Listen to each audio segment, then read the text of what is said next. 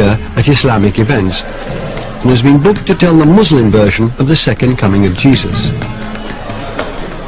This is the time when Jesus, the son of Mary, Isa ibn Maryam, he will descend. Now Isa... Carmen Schultz and Valerie Streit are two Christians who've come to find out more about the second coming of Jesus in Islam. In my faith as a Christian, obviously Jesus comes back, and I would like to see what are the similarities, what are the differences in the understanding. I heard there was a secret chord that David played and it pleased the Lord. In contrast to the Bible, in Islamic tradition, the second coming of Jesus is narrated in vivid detail. It goes like this: the fourth, the fifth, the minor fall and the major lift, the baffled king composing hallelujah. The basic scenario that's given is the world becomes filled with an immense amount of oppression and injustice, and Christ returns in an eastern part of Damascus. His hands will be resting on the shoulders of two angels.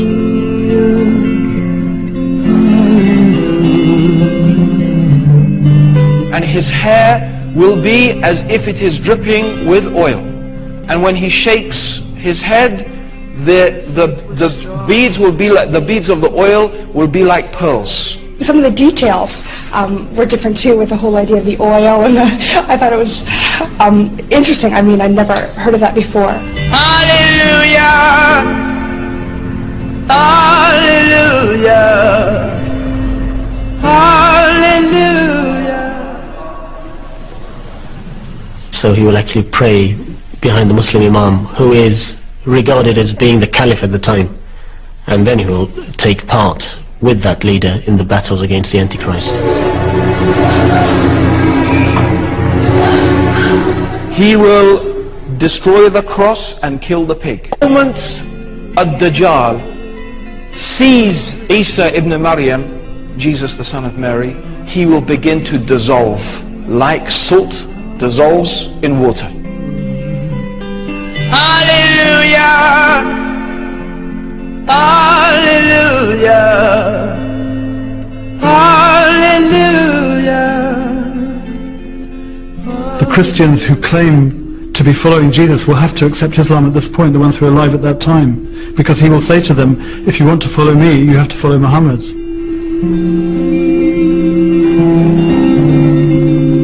Even as we speak in Medina, in Saudi Arabia, next to the grave, the resting place of Muhammad, peace be on him, right next to that is an empty space reserved for Jesus.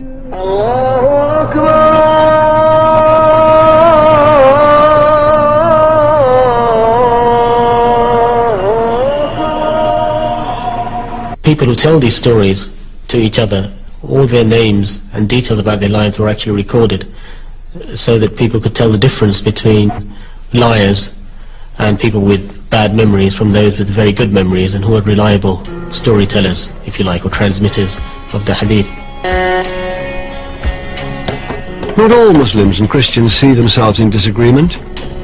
Adam Williamson and Jamie Clark are good friends. Adam is a Muslim and Jamie is a Christian. Despite having different views on Jesus, they often find common ground. You know, I could get into a lot of trouble for saying this, but I do think that there's a lot of truth, you know, about Jesus in the Quran. I'm not looking for where they contradict each other, I'm looking for where they don't contradict each other, because that's where the truth is, I feel. But that doesn't mean, for me, that I have to be a Muslim. The Christian truth is still very deep in my heart. One of the things that I love about Islam, I really love this, is that God has set up all of these meta-narratives. Like the Christians have their version of reality, the Jews have their version of reality, the Buddhists have their version of reality, the Muslims have their version of reality, the secularists, atheists have their version of reality. And all of these are talked about in the Quran, all these different realities. And then the Quran says, you better think about these. Think deeply about these. Don't just assume that these are correct. You have to think, you have to use your brain.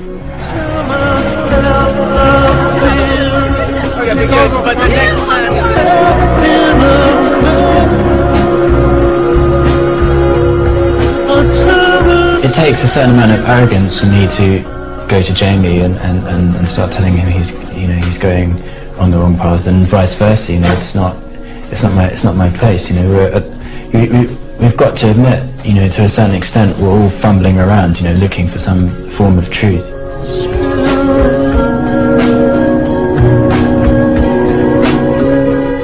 I invite you to accept Islam because the difference between me and you, I do the prayer that the Prophet Muhammad did, sallallahu alaihi wasallam. I recite the same as he recited. I have the same movements, I have the same prayers. But the Christians do not have the prayer that Jesus had. The Prophet Muhammad's most important concern in engaging people that were hostile to him was how I can turn this enemy into a friend. And that only comes from love. That comes from a concern. And I think the centrality of love in the Christian tradition is a very beautiful quality. And it's something that many Muslims have forgotten about their own faith. And I think there's an immense amount that Muslims can learn from Jesus. I also think there's an immense amount that Christians can learn from Muhammad.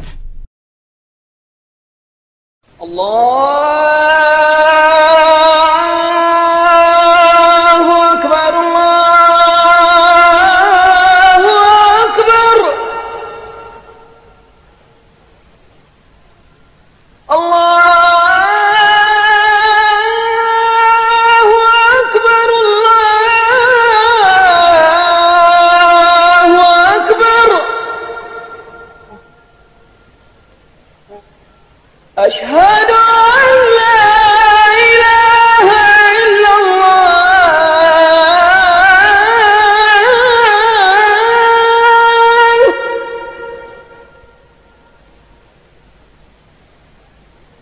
أشهد أن